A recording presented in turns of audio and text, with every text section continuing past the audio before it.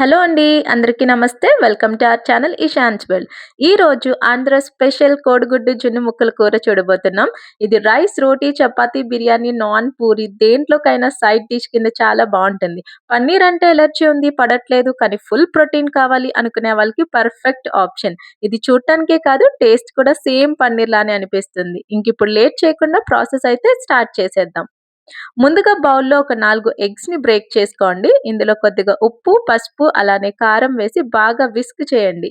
తర్వాత ఇంకో గిన్నె తీసుకుని ఆ గిన్నె మొత్తం ఆయిల్‌తో గ్రీస్ చేసుకోండి. దీనివల్ల ఎగ్ గిన్నెకి అంటకుండా ఉంటుంది.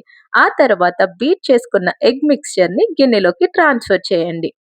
ఇప్పుడు స్టవ్ ఆన్ చేసుకుని వాటర్ బాయిల్ అయిన తర్వాత ఈ గిన్నెని మరుగుతున్న వాటర్‌లో ఉంచి మూత పెట్టి కనీసం ఒక 15 నిమిషాల పాటు కుక్ చేసుకోవాలి. గుర్తుపెట్టుకోండి, అంతకన్నా ఎక్కువ కుక్ చేస్తే ఎగ్ గట్టిగా అయిపోతుంది. తక్కువైతే సరింగా ఉడకదు. ఇప్పుడు గిన్నెని తీసి చల్లారిన తర్వాత సైడ్స్ నుండి స్క్రాప్ చేస్తే మనకి ఎగ్ లూజ్‌గా ఊడొచ్చేస్తది. ఇప్పుడు దీన్ని పన్నీర్ క్యూబ్స్ లాగా కట్ చేసుకోవాలి. చూడండి, ముక్క ఎంత స్మూత్‌గా, సాఫ్ట్‌గా ఉన్నదో. ఎగ్‌ని కరెక్ట్‌గా కుక్ చేస్తే మనకి ఇలా వస్తుంది.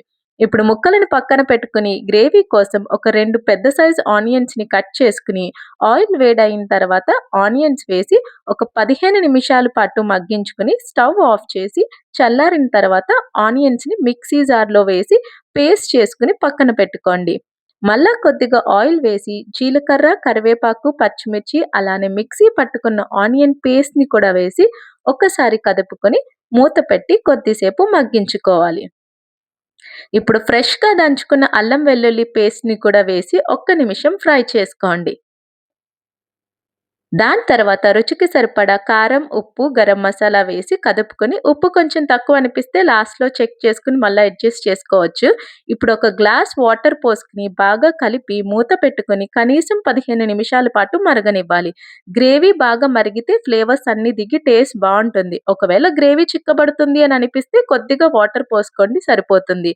ఇప్పుడు ఇందులో మనం ముందుగా కట్ చేసుకొని పక్కన పెట్టుకున్న ఎగ్ క్యూబ్స్‌ని వేసి బాగా కలుపుకొని ఒక 6-8 నిమిషాలు కుక్ చేసుకోండి. అంతకన్నా ఎక్కువ కుక్ చేస్తే ముక్క హార్డ్ అయిపోతుంది. గ్రేవీ దగ్గర పడిన తర్వాత చివర్లో కొద్దిగా కొత్తిమీర వేసుకుని డిష్ అవుట్ చేసుకోవడమే. చూస్తుంటే చాలా సింపుల్‌గా అనిపిస్తుంది కదా! కానీ ట్రస్ట్ మీ, టేస్ట్ అయితే అద్రిపోతుంది. ఒక్కసారి ట్రై చేసి చూడండి. అలానే ఈ రెసిపీ మీకెలా అనిపించిందో కింద కామెంట్ కూడా చేయండి. వీడియో నచ్చితే లైక్ చేసి, షేర్ చేసి మన యూట్యూబ్ ఛానెల్‌ని కూడా సబ్స్క్రైబ్ చేసుకోండి.